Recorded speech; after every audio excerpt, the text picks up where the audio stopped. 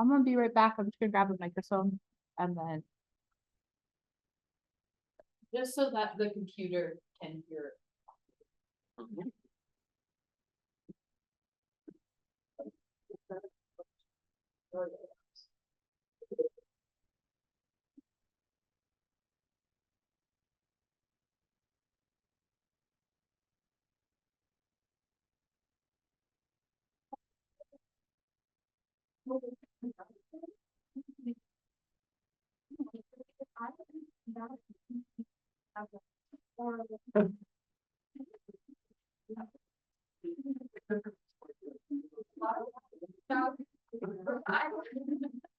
It could be something you just.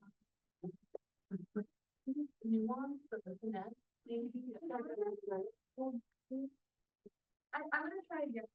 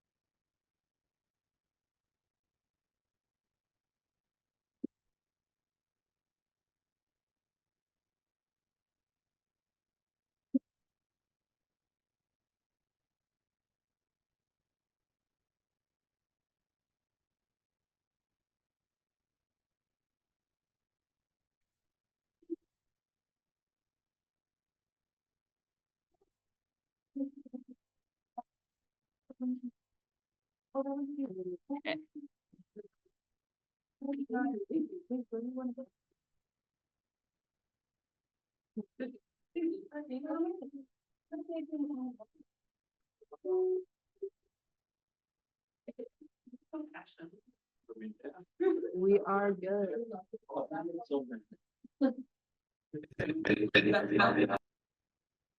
I'm going to.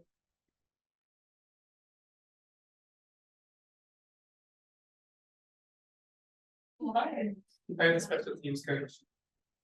Okay. Kick off. Big thing. Okay, I think we are all set up on Zoom to have our presentation be, to have the guest speaker be recorded. Before we get started, I just want to make one quick announcement. Lily is our new news editor, so she will be serving as that position moving forward. So for any news stories that picked up, direct question to her. But yeah, I will. Yeah, let's do names. Do you got a good topic, Karina?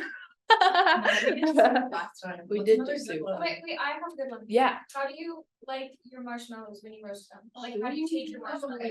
That's a good question. My name's Maddie. I either love to like burn them and then like burn them repeatedly and like eat the crispy part each time and just keep torching them. I think that'd be my preferred marshmallow consumption method. Pretty. My name's Ryan, if I prefer, it would be like golden brown, but most of the time I vote, so. I'm Grace. I like my marshmallow. I like to like carefully golden burn it. I'm one of those like let's get really specific with it. Like yeah, till it's perfect. I'm Thomas, and I'm also patient with I'm Karina, and when I make like my marshmallows too, I'm the same. Like I like to burn it and eat like the crunchy part. It's yummy. Yes. My name's Jessica. I try to get a golden brown marshmallow. I usually burn it. I'm Lily. I also try to get golden brown like very slowly, but then when it sets on fire, I like kind of panic about it. I don't know why. When I was younger, I used to like make someone else blow it out for me because I was scared. Ball of fire. Yeah. I'm Elsa, I feel like the heavy hitting here is just like burning it, totally, I like to like burn the skin off of it. Yeah. I'm Elise, I also love to try to get my golden round with the fair, I do, for the perfect one, it's really I'm James, and I think somebody has to say that marshmallows are just not good. No, I'm usually not allowed. I do, I guess, yeah, they have to be just lightly toasted. So we're here with Elise Kaplan from Mexico, Searchlight or Searchlight New Mexico? Searchlight. Searchlight New Mexico, sorry. Like Searchlight New Mexico, Searchlight New Mexico, okay. And she has been a reporter. She had earlier this year, she left the Journal after about 9 years. Just about. And she can fill in more as we go along. But she has done a lot of investigative work and some feature work. And we came up with the idea that we would kind of talk about feature work this week, but we want to kind of meld it with investigative work because there's some overlap there. And we sent a story, a recent story of Elise's turning guns into plowshares that Maddie said was shared with you guys. So we thought we'd use that kind of as a jumping off point as a story to talk about some of the techniques about how to pursue the story, how to get the story, how to write the story, how to deal with sources and that sort of thing. So with that, I'll let Elise further introduce herself and kind of talk a little bit, get us into the topic. So yeah, my name's Elise, I just started at Searchlight in June, and Searchlight is a nonprofit news organization that really focuses on investigative work, so as a group we publish once a week, so we're really doing deep dives, trying to really get in there. Before that I was at the Journal, which is I was doing some investigative work there too, but I was also doing a lot of daily journalism. I was on I started out on the crime beat, I did the night crime beat for several years, and was doing some more accountability on like police departments and jails and things like that.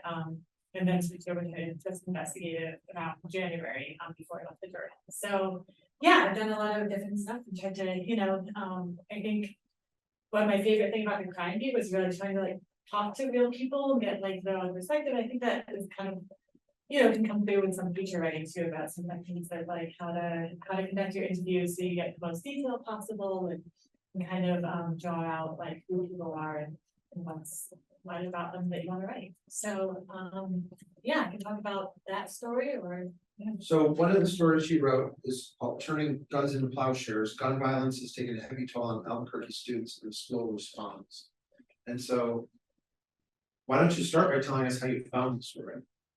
yeah, so that was the first story I did at Searchlight, and I've been reporting on gun crimes and teens for a long time, my previous role, but I didn't ever really get to do like the really more emotional part about how the community would respond, and how it could affect the kids as well. So that's kind of why I wanted to get into this story, and now I cover education, so I wanted to do it from a school perspective, not just like a family and police perspective.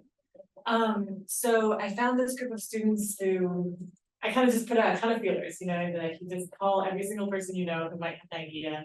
And I knew this woman from New Mexicans to Prevent Gun Violence, and she introduced me to these boys. So I went by their school twice actually, and like watched them do they're turning old gun parts into like vases and spoons and stuff like that. And turning it into artwork. It's all stuff that is donated back to this gun buyback. So I think like this kind of story, you could write it just about like gun violence is terrible in teens, but you really need to find the people to like really like make the story more important and like give you a sense for why it matters. So that's why I kind of started with those boys and kind of what their perspective was on it, and then the administrators, the teachers, and just kind of how the whole school kind of absorbed these events. Because I think, obviously there are some stats in there, but the stats don't mean a whole lot. You don't have people. How do you find that balance between doing stats and just doing a later feature, or just talking to kids or something? Yeah, I think it has to become a balance, because if you're just gonna do the kids, then you don't really get why it matters, but if you just do the stats, that can get kind of dry, so I always like to start out with something that's more visual. Like in the classroom, watching them weld, kind of setting the scene, so that's kind of like a featurey type lead where you're really, it's not a hard news, so it's not saying like, this many kids were killed last year, my guns, it's like getting into it softer and kind of introducing the characters first, and then kind of moving towards the stats and kind of like why it matters and why people should care. And as we go along, please jump in, ask questions. It doesn't have to be specific to this. It could be something you're working on, could be something you worked on last week. Some of maybe your frustrations with reporting and writing, anything like that. So Elise has been doing this quite a while now, and she's a great resource to have. So Question. you can have a conversation. When you're working on like these long-term investigative things that are covering like heavier subjects, like I guess how do you, like, when you're working on for that amount of time, how do you not let it get to you? Like, Or how do I you- think it does, Yeah. yeah. I think it does. Yeah, like I think like you kind of have, yeah, like sometimes things are just gonna kind of get to you and kind of, I get kind of obsessive, like I start, like once again, I started point of like my reporting process is kind of like all I'm thinking about, which is probably not the best, but I'll think about it first thing in the morning and be like, oh, call that person, or oh, what if, I have to dig into this detail. And then I think some stuff is really hard to deal with, but that's kind of how it's really important, like that's the kind of thing we could be exposing, even though it's hard. But other than that, like yoga, dog walks, go upstairs with your friends, and unwind, whatever, maybe, Can you talk a little broader about how you're dealing with a lot of intense issues, not just this story or some crime stories, but over the course of your career, you mentioned some of your coping methods, but is there a way to have a detachment from it? I don't know. I found that it actually got easier as I was doing more like accountability stuff. Like for me, it was much harder to just write like this terrible thing happened and then move on. I've been to like way too many like active shooting situations where you just report on it and then it's gonna happen again and it kind of feels miserable. Whereas I feel like for me, one of the things that's helped is like trying to shine light on something, make it more. It's not just like terrible thing happens and then another terrible thing happens. You're like terrible thing happened, or like why? Trying to explain it, like trying to get something to change. I think kind of helps cope with that.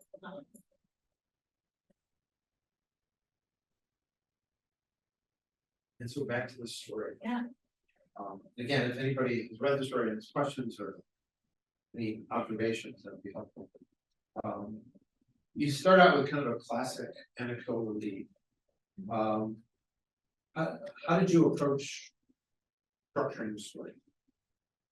Yeah, so he's kind of started out with like the boys and kind of like what they were doing and why it mattered. And then we want to just kind of move through kind of each part of the school. So like we ended up going, like the stats and then going to about like why this mattered and then putting this all in context and then talking to the administrator, talking to the teachers. This time you kind of go like step by step through like each kind of room in the school, right? There's like the principal's office or like the administrator's office and the teachers and the students and just kind of trying to get like, and also kind of chronologically too, like this murder happened and then kind of what happened after that with the kids. So we talked about like retaliation, like the administrator was worried about retaliation and things like that too. So we tried to kind of move it through the school and through time. How much time did you spend with the students when you were with them in the classroom? Like an afternoon. Yeah, we went there and I talked to each one-on-one. There's like 6 boys and talked to each one of them. For maybe, depending on the kid, like 5 minutes or 20 minutes, and then just kind of like watch them interact with each other too. They're teenage boys, they're 14, 15, 16, they're kind of joking around, kind of like pushing each other around and kind of jostling each other and making fun of each other. So that was also kind of nice just to see like as well. So you spent the afternoon with them? Yeah. And then went back to the school to talk to the administrators and then went back to the school to talk to the teachers. So I ended up going to the school several times. And it was kind of and then talking to them again on the phone, like the follow-up questions. I got the phone numbers for all the boys, so I can text them if I have questions as well. So it's like you spend some time and then you follow up endlessly as more things. Try to get involved. One thing I was gonna ask was, there's a lot of photography in here. Yeah. But before I ask you, I wanna ask these folks. Can somebody give me an example of how when you're on a feature story like this, or maybe even a bit of an investigative piece? How do you work with the photographer? How does the photographer get assigned, and you go together with the photographer? Or how has it worked so far in when a photographer shoots the story that you're working on? Typically, usually the pitches will come out for the, like, pitches will get picked up for the reporters. And then, we'll pitch it out to the photographers, and usually we'll try to get a photographer before the date that the person's going to go out for the story, so then that they can communicate and then go out together and they can see what they both need. So does anybody have an example of how you worked with a photographer at the same time on a story? Being coordinated? I feel like a lot of the times coordination happens with like, feature stories and like getting photos of that specific person. When I was going out to a protest, and I linked up with the photographer. I don't know, we haven't been, I guess, having too much of like out in the field together. Communication. Yeah. I know with sports, sometimes the story kind of like presents itself up after the game. I'm like, oh my gosh, this person's having a crazy game, get a ton of photos of them. And you're just like texting with each other? Yeah. Or you're physically in the same place? Well, it's sometimes we're in the same spot, like for tennis, we're really close, but like for football and basketball, I'm in the press box and they're on the same. Right. So you cover a game from the press box? Yes. Mhm. So how did you work with the photographer on this story? And this one, he and I went out together and just, he was, yeah, there at the same time I was, just kind of shooting, and then I'd be like, hey, I really like that kid, he had like a thing saying, make sure you get some good looks of him. So we're kind of communicating the whole time.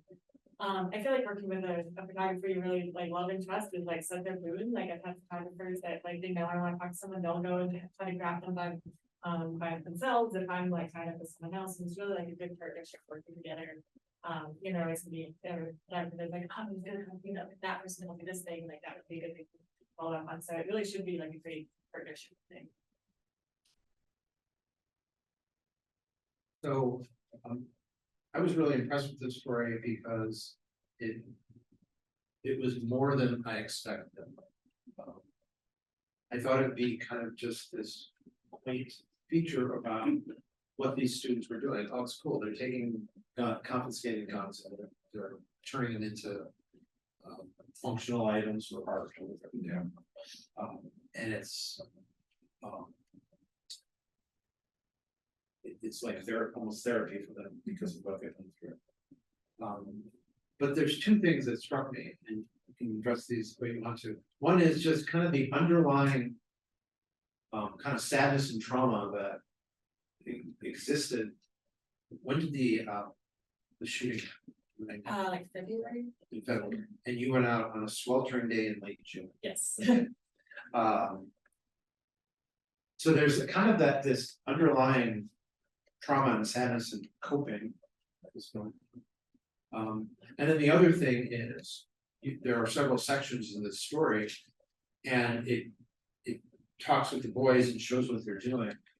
And then it takes a turn into kind of hard-hitting research, investigative journalism, because you kind of, all of a sudden, you start talking about statistics. And so can you pick one of those and to start with, can you talk about how this story took shape based on those two kind of rubrics you were looking at? Yeah, I think I was kind of chasing both at the same time. Like you want to get your like hard news parts down, but you also want to get the personal stuff too. So I think with this one, I started with like, I talked to like the professor down at NMSU about his work with gun violence, and kind of got into that first, and then I'm gonna pause on some of these.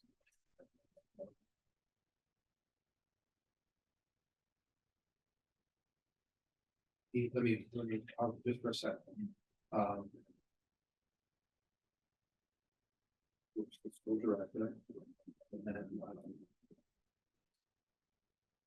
You got a quick graph from Miranda Viscovi at the New Mexicans Prevent Gun Violence. Yeah.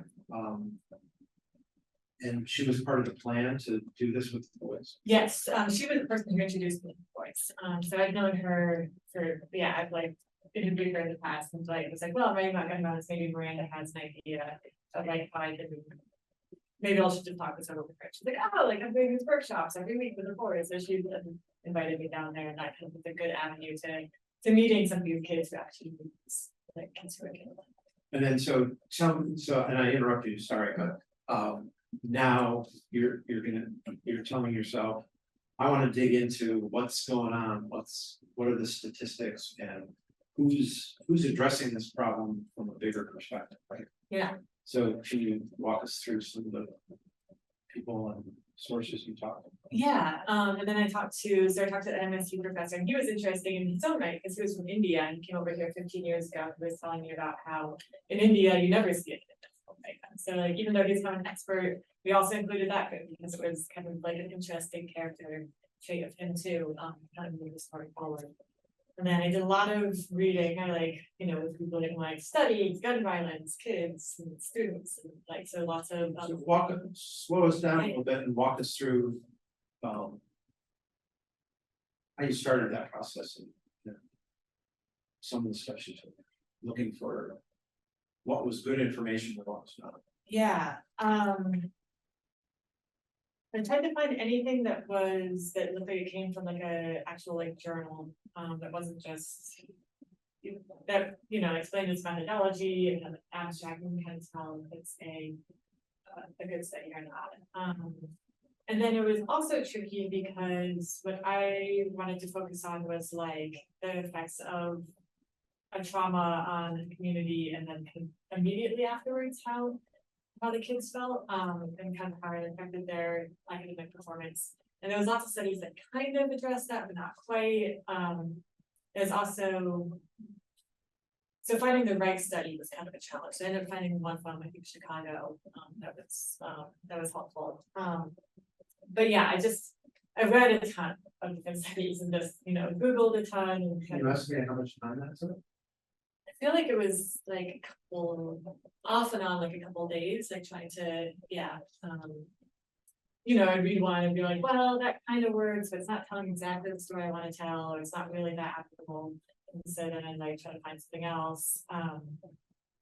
And then, taking notes, I download everything and like highlight it, like the important parts and try to, I usually have like my computer open, but I also have a notebook that helps me to kind of take notes by hand when I'm like reading through things. Did you have to pay for any of the materials? No, they're all just, Available. How do you keep your notes organized when you're working on something for that long? Yeah, I try to have, so I have like a gigantic Google folder, and it's, this one was like teen gun violence, and then I'll start one Google Doc that has all the people I reached out to. I always make notes on when I call someone and like what happened. I called this person, they said to call back on Tuesday. I called this person, left a message. I emailed this person, just because if I don't do that, it just gets really messy. And then I'll have another document that's like with all the research that I found, and I'll like put in links there so you can go back and find it. I also just keep a million tabs open on the computer, so you gotta go through it again. And yeah, try to have a Google Doc for each kind of subsection too. So with like interviews or I had like a document about the teachers and the administrators, the questions I was asking them, like another document with the experts that I was talking to about that I was asking. And are you working on other things when you're doing this? Are you juggling several things?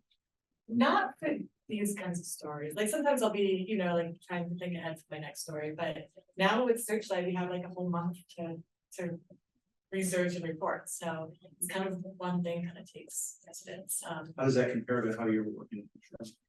At the journal, there's the ability of things going on at once. So you're like working on one story and then you make a call to another one, or like, like sometimes I turn something around in like 3 or 4 hours. So you're just kind of like doing that really fast and it's done. And then you move on to the next. But you did some in-depth pieces at the beginning, right? Mm-hmm. How would you, if you were working on it off and on for a few weeks, how would you how would you juggle it with the daily grind of knocking out 2 or 3 top scores? Yeah, for me, it's hard to switch back and forth. I like to either be able to only focus on one thing or do a bunch of small things. I did a lot of reporting on Washington Access after the fall of Roe versus Wade, and I was reporting on that for months, but then at the same time, other things would happen. I think I pulled into something else and something I could pick it back up. But to me, I find it harder to report that way. I prefer to just get completely immersed in one thing. Rather than that. Is anybody here working on a long-term project? Me and Lauren, who's a reporter, who's not here, she and I are doing stuff on UNM PD's use of body cameras. So cool. And like kind of a legal loophole that allows them to get away with not using them. So it's more of a long-term thing because we're also looking into like budgeting and like the official law and what the governor did about it. Where she signed the law on it.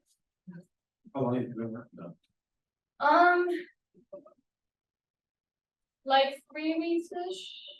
Yeah, April requests take a while, which is unfortunate, but And what's your goal? One big story, a series of stories, and when do you think you'll have something? I think multiple stories, because there's like a few different angles, and I think it'd be too much for one story. We're working on doing like kind of an overview to like lay the groundwork for the rest of them for next week, hopefully, because we already spoke with a bunch of sources. We're just waiting for documents mostly. How has it been trying to like do a longer term story? Have you found, yeah? In some ways it's kind of easier because like you're not feeling all the pressure about the deadline, but also it's kind of annoying to have to wait, especially when you're waiting for documents and that kind of thing. Because like you want to write it, but you literally cannot without the information, and you can't make them go faster to get the stuff back to you, and then they say broad and burdensome. Yes. Yeah. And for frustration can be maybe the rest of your life. Yeah. And you all have had a workshop or a seminar on IBRA requests? Right? Yeah, So, yeah, and Yeah. yes, yeah.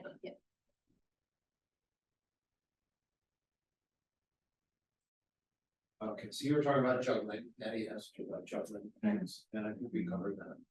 So we talked about, you were kind of walking us through the sources that you went through for this one story. Yeah, and there's also just so many people I talked to that I didn't include in the story, or I only, I talked to them for like an hour, but only include like one thing, because that's all just really helpful, just kind of getting your mind around an issue as well. So not, yeah, like there's all this kind of like background. It's also helpful. I filed a request to get the police report on the homicide, even though we didn't end up using a ton of that detail, but it's just like good to know that happened on a mobile home park, like on the far west side of town. And I talked to the parents of, or I had been messaging with the parents of the boys who were killed as well. And the mother really did not want me to do the story. They were like really worried that it's gonna kind of like bring up all this trauma. But then afterwards she sent me a message and was like, thank you so much for writing it, like really touched my heart. So that was really, really nice. I think they were kind of worried about their boys being in the news again, but I tried to just be open with them about kind of what I was writing and, be really transparent about kind of what the story's about, and then she really loved it, so that was good. What's your experience in general in dealing with victims' families when you're reporting, whether it's a deadline, top story, or one story like this? I feel like most people want to talk about it. I think it's really hard and it's really painful. I carry tissues with me like everywhere I go, because like if somebody starts crying during an interview, it's great to be like, there's a tissue. Like it's like just a good it feels really good to be able to help in that moment, because it can be really emotional. I feel like in general people really do love talking about their people, and they want to have their person feel like they matter and that somebody really cared about them. But I think it's also really, you have to be really careful with trying not to.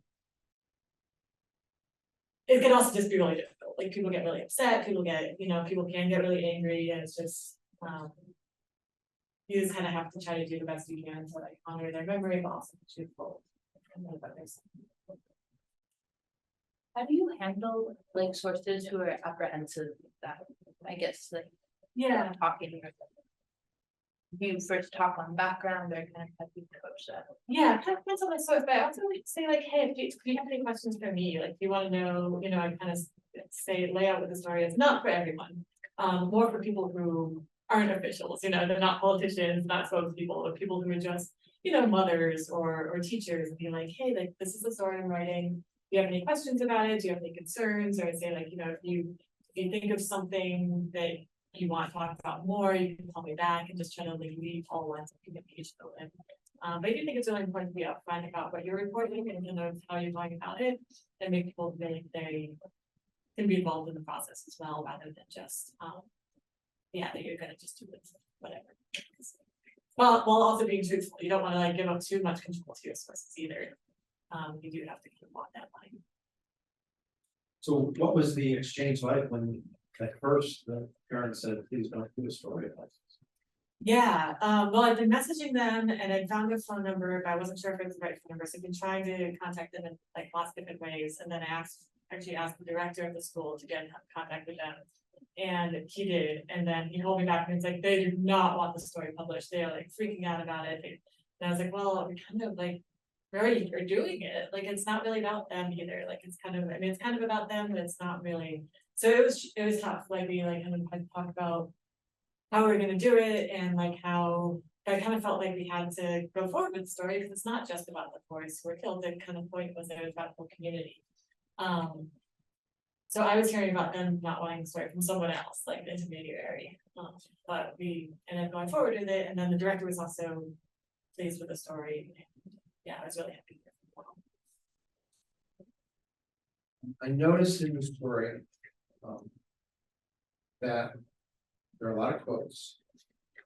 There are only like one or two quotes from the students themselves, whether it's the boys who are working on the materials or the other students. Can you tell us a little bit about maybe why there's more adults quoted than students? Yeah, so I was like, I'm gonna go hang out with these 14-year-old, 15-year-old boys and see what they have to say, and they were not great interviews, like they, you know, there's just, I mean, I could tell that they were feeling things, but like, when you write out the quotes, they're just not great. So rather than use quotes that maybe don't really get the effect of class, we decided maybe just characterize it more. And I think the adults were, you know, they're more removed, they're adults, they're able to kind of synthesize what they're seeing more over a long period of time, so they can talk about the students and how they're feeling. I think almost better than sometimes the students do themselves. But yeah, it's definitely a challenge. I got back with all these kids, so like, oh, well, I can see what they're saying, but like, they're not good. You work with kids a lot in your work?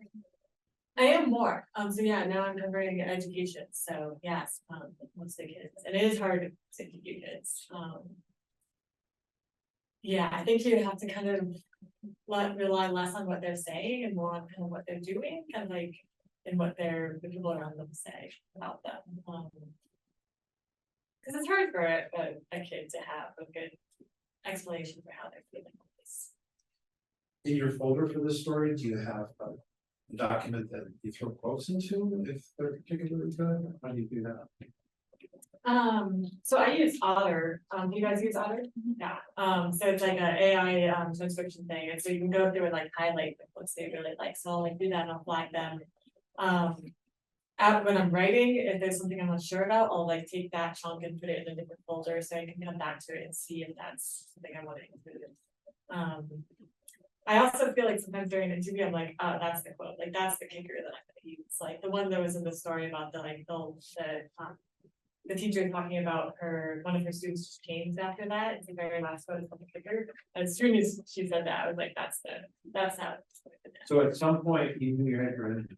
Yeah, it was just like such a good quote, like that she was probably the person to really like, and not kind of encapsulated how I think the school dealt overall. And the quote is, she introduces it with one girl in particular was, quote, kind of like a different person afterwards. And then the full quote, she was more withdrawn, she was quiet, she had a hard time processing the feelings, Fernandez recalled, Fernandez teacher.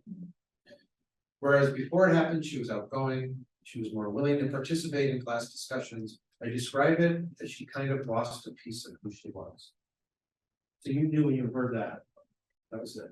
Yeah, I think there was like a couple, maybe I was like toying with, but yeah, that one was definitely one. I was like, that's kind of the whole point of the story, right? That like these things kind of affects the kids no matter what, and kind of the ripple out effects of violence. When you structured the story and getting into just putting it all together to write it. I'm familiar with kind of a more traditional method of you start the story with the scene. And like an anecdotal lead in a scene, and then you get into the meat of the story, and then you return to that scene with the boys putting stuff together. But you didn't do that. Was there any thought process behind that, or is that just how it happened? I usually do my stories the way you're talking. I do like to kind of like tie it up at the end, but returning to the scene. But I think with these boys in that scene, it didn't quite lend itself to that. Again, we didn't really have that many good quotes. I do like to end with a quote. I feel like that's, yeah, I feel like that's nice way to end usually. So I think that's kind of just how it happened, and made it kind of like getting away from the boys and not feeling all kind of weird with that. How do you, the middle of your story is packed heavy with facts and numbers and also with studies. How do you keep the momentum of the story? How do you keep it interesting? And tell us a little bit about how you just kind of keep the ball rolling with the story. Yeah, I think like I generally try to put like a ton in there, and I go through it and like, oh, we don't need that, because I do think it can get kind of bogged down. And it's good to have a good editor who kind of come in things too and be like, oh, this is way too much information, like lose this. So did you write a longer story and first edit it yourself? Yes, so it was a much longer story, and then I kind of would like go through and pare it down, and then my editor kind of like had other things that she probably should cut it. And You guys are taking notes, it's a great note. By the way. a good editor is like gold, like that person will like save you. And yeah, it's good to have, it's impossible to edit yourself, like somebody else needs to come in from the outside, kind of, yeah, help you form your ideas and think. But if you can trim a little of that yourself, that's a great. Yeah. Yeah. The, like subheads you have in the story, did you like write those like out, or did you reorganize, or kind of how did that come about? I think that's one of those things that it just kind of like everything kind of fell into line, like I kind of knew what stuff had to be. I also like longer stories I'll write out an outline, and kind of, you know, if I know what the lead is gonna be, the anecdotal thing, and I can go through it and kind of play around with an outline before I even start writing, because then it's easier to move it around, and you can kind of, you know, all the stuff you have in the story. You can be like, oh, should I put the thing about them being worried about retaliation up here, should that be at the end, and just kind of like play around with it and outline before you even start writing. I also I work best late at night, so I can like write later in the evening and then take a break, you know, and then call it, and then like do a reread in the morning, and like before I ever turn anything in. I think it's like good to wake up in the morning with a fresh set of eyes, and then you can like kind of trim. Still do that. Yeah. I think if I'm working on a legal brief, Yeah. I like to, get it, do it like a big writing day. Yeah. But do it ahead of time, so that the next morning, it's almost like you're seeing things like, oh, did I actually write that? No, I don't want to do that. I want to put it over here. Yeah, totally. Because you're having it all in your mind, it's easy to forget that you haven't said that yet, or like you've already said that. Or also reading out loud. We did that search like the last draft. You like read it out loud with your editor. You catch so many things. Even if you just read it out loud yourself, but if you do it with a friend or anyone, they'll be like, oh, that's an awkward way to say that, or oh, I should do that. And what do you think, that you want your staff reading these stories? I think that's smart. I mean, when I'm reading flats, I always read them out loud because I'm very dyslexic, so it helps me read the words. Yeah, also like printing things out. Like I try to do it in a bunch of different ways. So I'll have it like in a Google Doc, and then I'll print it, and then I'll put it into Word, or I'll read it. So it's like many different ways possible to help you see things that you might not have seen. And Lily, was the announcement that you're going to be the news editor? Mm-hmm. Okay. And is that, how much of that is assigning stories, and how much of that reading stories and working with reporters on crafting the story? Do you know?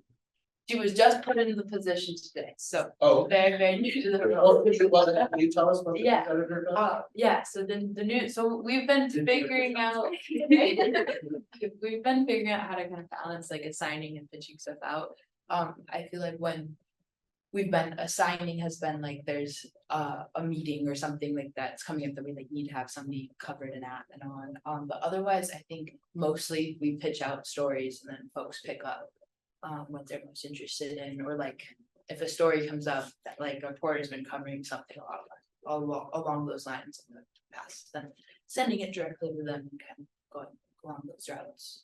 And is there a news editor, managing editor, or you who then works with the reporter on the story? So the news editor is who works with the reporter on the story. I'm crafting the story. Okay, yes, so the news editor will be This the is one, first editor. yes, will be the one working most closely with the reporter. Yeah, and then we have managing editor this semester, Katrina, she's been helping me out more with, like the visual and multimedia component of things, and then next semester she's gonna transition to be a photo editor upon Jessica's graduation. And then we're gonna be reopening that managing editor role to have somebody who will also be doing more of the editing side of things too. And that's before a story will go to the copy desk. Right? Yes, so our workflow at the moment is reporter, desk editor, editor-in-chief, copy, editor-in-chief, and then when managing editor will be thrown into a be before me, so reporter, desk, managing editor, me, copy. What kind of structure do you have at Searchlight? We have two editors. Smaller staff. Yeah, it's a smaller staff, so there's soon to be 5 reporters, there's a photographer, there's like a web guy, and then there's 2 editors. And so we're each assigned to, it kind of split us up, so I have like a main editor who I talk about stories with, I'll like pitch stories to her, I'll be like, do you think it's a story or not, we try to talk several times a week. And then, so she's kind of working with me on the story, and then the other editor kind of comes in for the copy edit, because again, it's like fresh eyes, like, she can have to do a lot more stuff, it gives a bit of all. And so it'll get one read. It gets so many reads, but Two other reporters. no, but there's like much longer like draft process, lots of like comments. I was kind of used to coming from the journal, but everything's moving really fast. It's kind of like it's gonna be the best it's gonna be at like 7:30 and it's gonna ship it off. Whereas I'm turning in a story early this week that we expect to run on the 29th. So that's like what, like 3 weeks. 3 weeks. Yeah, so I'll probably go through, a lot of revisions, see what. On this story, did anybody flag something that was a concern? Were your stats off at all, or did you pass for the name? I think I passed the name, but I like to do my own, so I certainly have to do that with fact check, obviously. The way I do a fact check is I really like to print something out, and then I go through every single sentence, and if it says something happened on October 12th, I like look at the calendar and I make sure it's October 12th.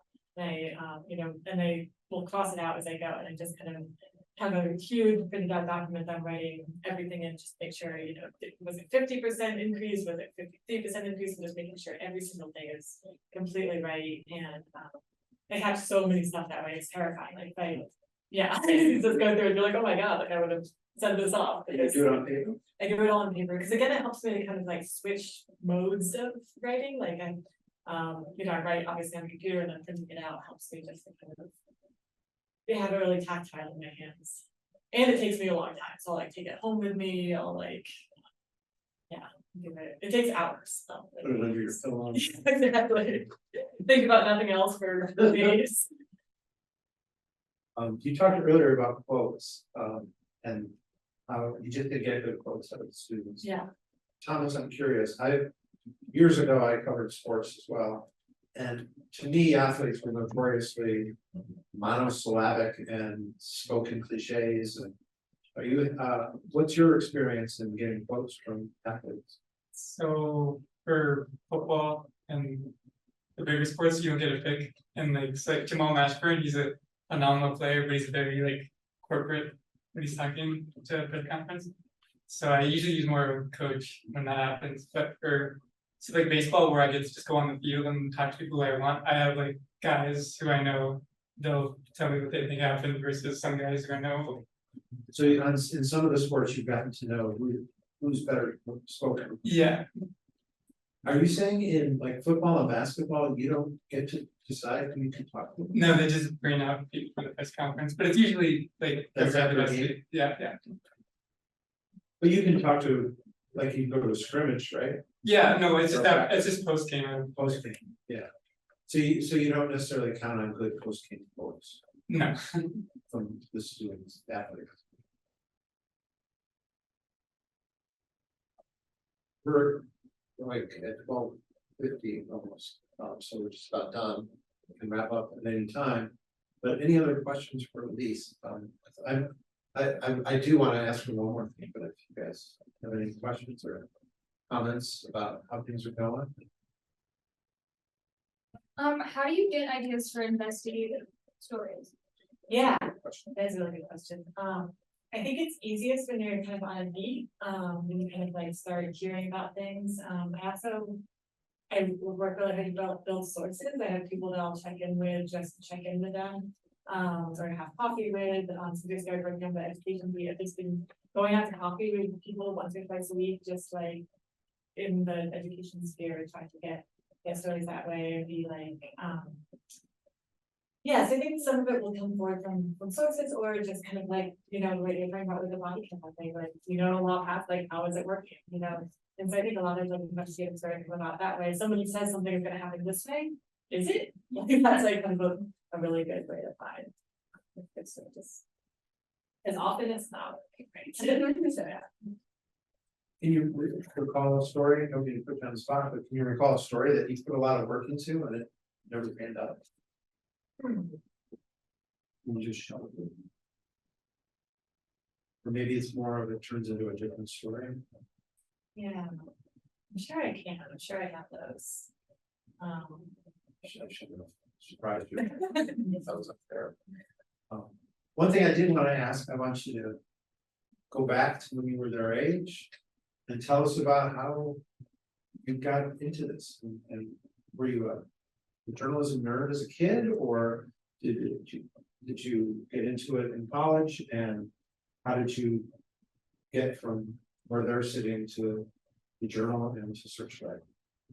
Yeah, I was not necessarily a journalism nerd, but I always really loved to read and write. I actually went to school and studied like creative writing for a while. So I really wanted to like, you know, write novels, write this, but journalism kind of like allows you a good way to experience a lot of life and like talk to so many different people. So I think I started getting into it because of that and then ended up really loving it and loving I mean I listened to, you know, news podcasts constantly on every commute and walk and everything and like totally hooked on the whole like what's going on in the world and what do we need to know about it. So I think that kind of has totally become part of my personality, even though I found journalism kind of later in life.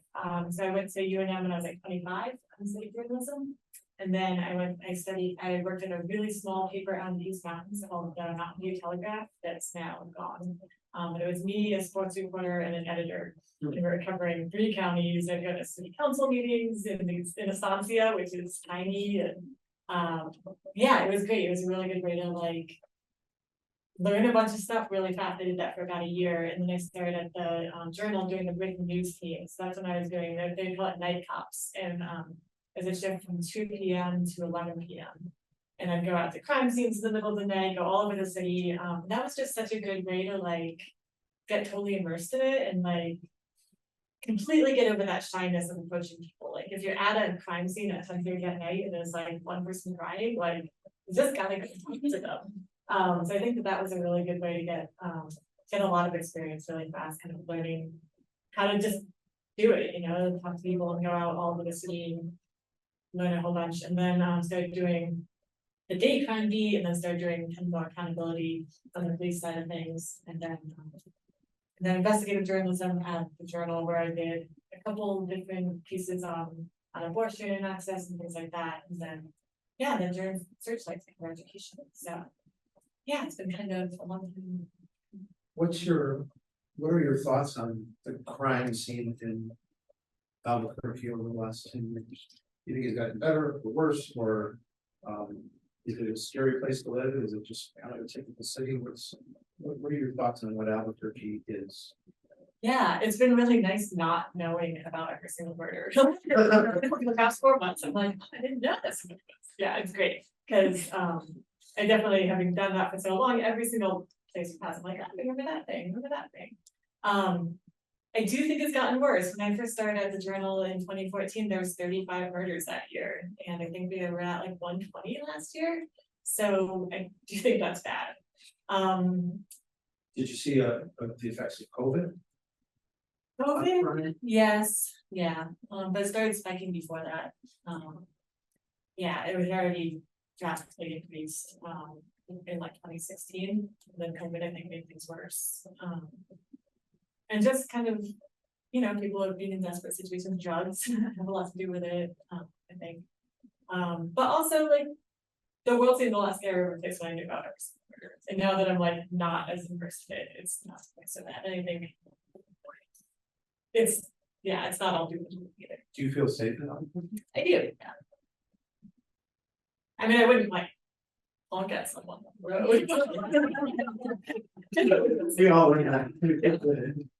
Feel a little eye roll, that's about it. I grew up in Minnesota where my dad would honk at people when they're in the ditches and Yeah. that habit hasn't escaped me. Any other thoughts? Concerns? Any parting advice to the youth of today? I think just like over report, like. I mean, it's not all gonna make it into the story, but like chase down like every lead, talk to everyone you can and try to get like as big of a picture as you can before you actually start writing. And then also like follow up on like the stupidest details, like someone's like, I was walking my dog and like we saw this and what's your dog's name? You know, like always find out the dog's name. Then somebody says, I was watching a TV show, like what TV show are you watching? And just try to get like as many details as possible, because that will really make it easier to write it in a way that's really narrative and interesting. Just because you already know us. And it's, even if you don't end up using it, it's good to have that kind of more well-rounded picture of the story. If students revisit your story and have any questions, they can find your email at Searchlight or find you on Twitter. Yeah, absolutely. You can find me on Twitter, or on my email is elise@searchlightnm.org. So easy to remember.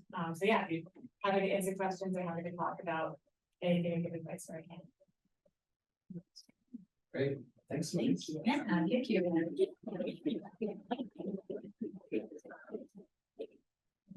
We're gonna get switched over to this movie. Let's go put a paper out. Yeah. Good luck. Good luck.